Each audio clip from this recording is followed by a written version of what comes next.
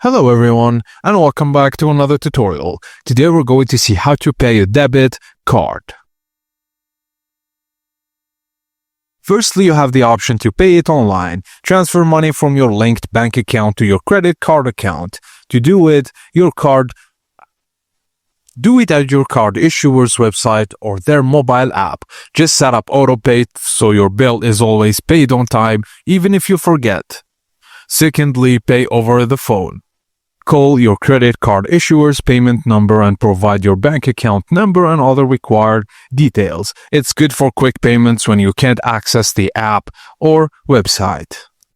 Thirdly, try to pay with cash at your card issuer's bank branch, sometimes via an ATM. It's important not all issuers accept cash payments. Check their rules first.